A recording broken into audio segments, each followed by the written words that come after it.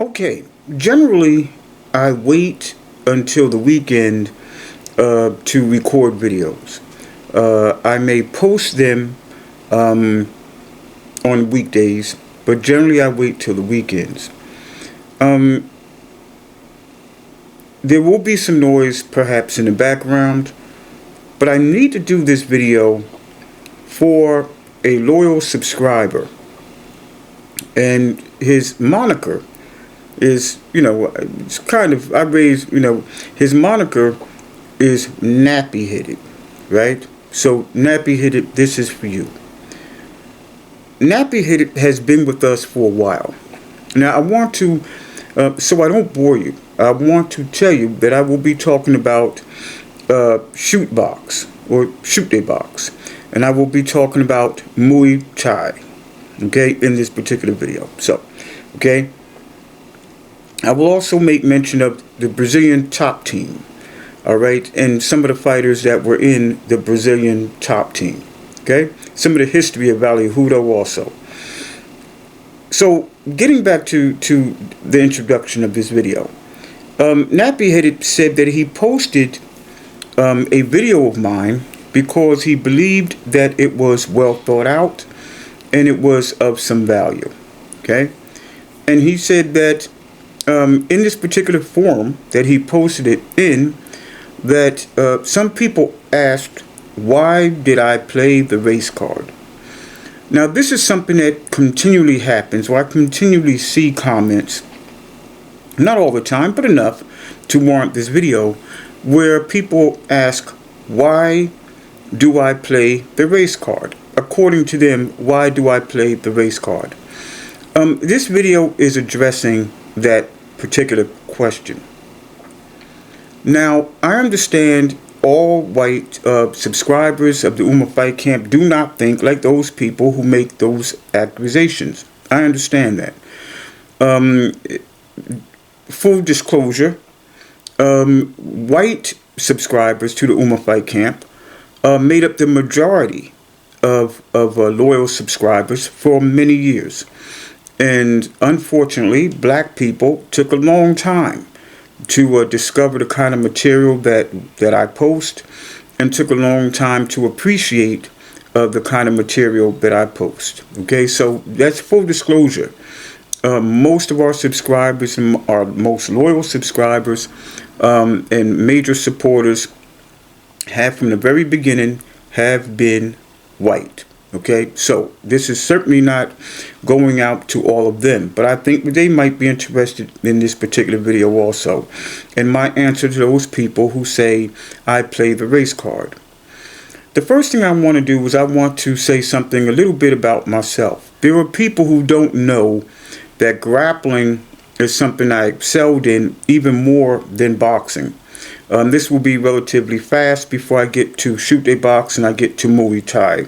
All right, in the Brazilian top team. I wrestled high school, and I wrestled high school because I lost a fight to someone who was on the wrestling team. Eventually, I did earn the scholarship to go to the University of Minnesota.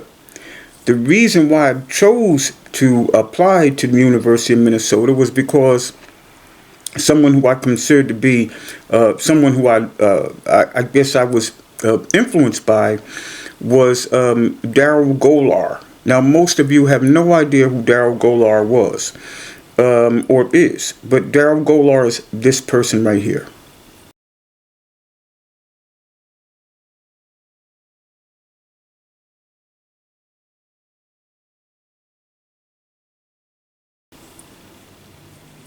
Daryl Golar, back in the day, was an Olympic Greco-Roman wrestler, and he went to University of Minnesota. Black wrestlers were extremely proud of Daryl Golar and his accomplishments back in the 70s. And what he did was he was asked by the Brazilian top team to go to Brazil and teach them how to wrestle so they could use wrestling in their Vale Tudo matches to go with their Brazilian Jiu-Jitsu black belt.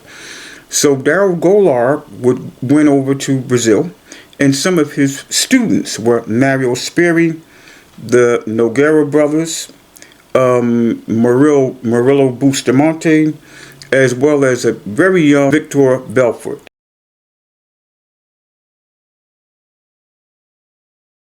And because of me keeping up with Daryl Golar and watching him on television, I applied to University of Minnesota, his alma mater, and I was accepted. Unfortunately, I never was able to take them up on it because I had got jumped in the house party, and by three dudes, and I managed to survive that. But I saw each one of them one by one. And the last one I ran into, I had some brass knuckles. The police conference found me after I guess, used the brass knuckles, you can say. While the prosecution was waiting to see whether I would get probation or go to, waiting to decide whether I would get probation or go to a juvenile home, detention center, rather, I couldn't leave the state. So I had to, for the state of New Jersey, so I had to, I missed my chance to wrestle at the University of Minnesota.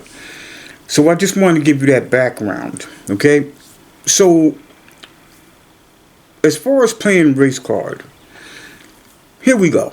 And I'll make this quick from here on in, all right? Because I may have bored you, with the prior information, but I need to set this up. The accusation that I played a race card, most of you have heard of CHUTE BOXE. Most of you have heard of CHUTE BOXE or CHUTE BOXE, right? Vanderlei Silva was part of it, right? For a while, Anderson Silva was part of it, okay? The Shogun Hua, right? Ninja Hua were part of it, right? And recently, that Charles Oliveira was part of CHUTE BOXE. And the narrative is free to show that. The American martial arts narrative, the world martial art narrative is free to show that. No problem. And I don't mind it. All great fighters. But the first superstar of CHUTE BOXE, not the first fighter, but the first superstar of CHUTE BOXE wasn't Vanderlei Silva. It wasn't Anderson Silva. It certainly wasn't Charles Oliveira. It wasn't the Shogun and Ninja Hua. No. It was Jose Pele Landi. Jose Pele Landi was the first superstar. Not the first fighter, but the first superstar of CHUTE BOXE. This man.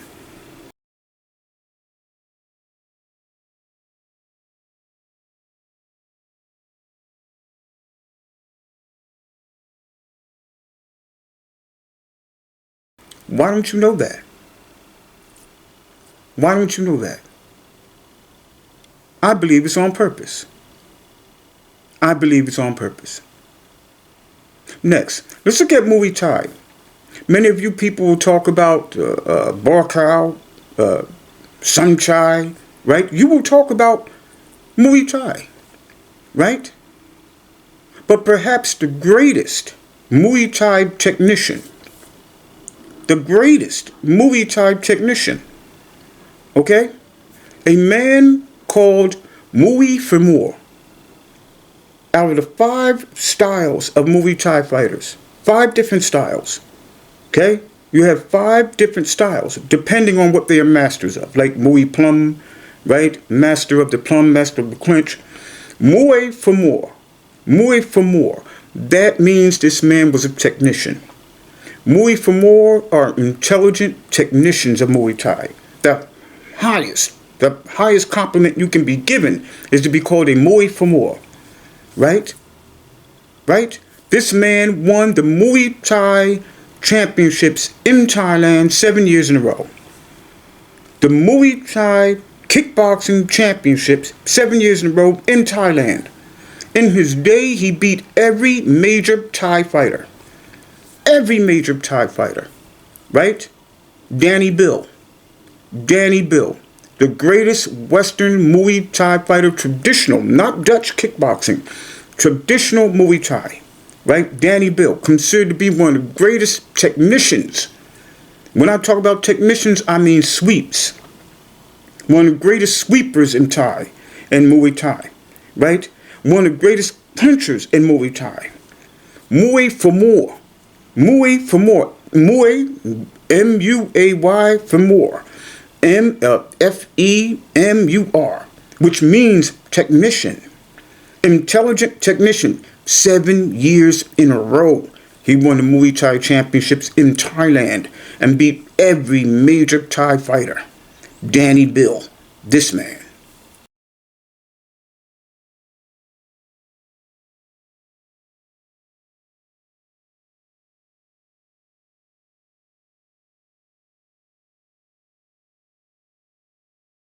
Why don't you know that? It's on purpose. You cannot love CHUTE BOXE and talk about the legend of CHUTE BOXE, okay, of Brazil, and not mention Jose Pele Landi.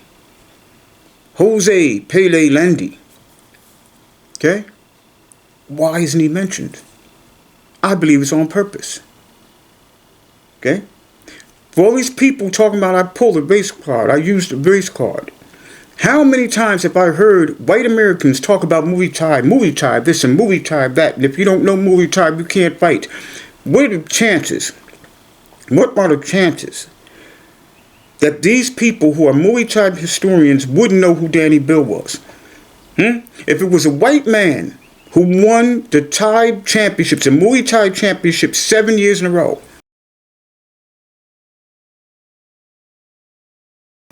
7 years in a row, the greatest Western Muay Thai fighter in history. The greatest Western Muay Thai fighter in history, right?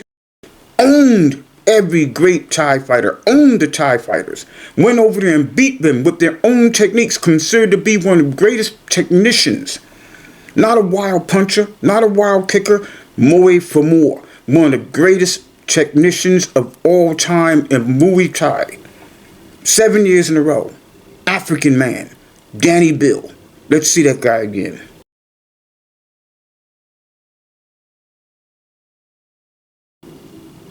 See, when people look at me, one reason why they don't believe what I say, one reason for 12 years I've had to struggle for people to understand or to accept how legitimate I really was.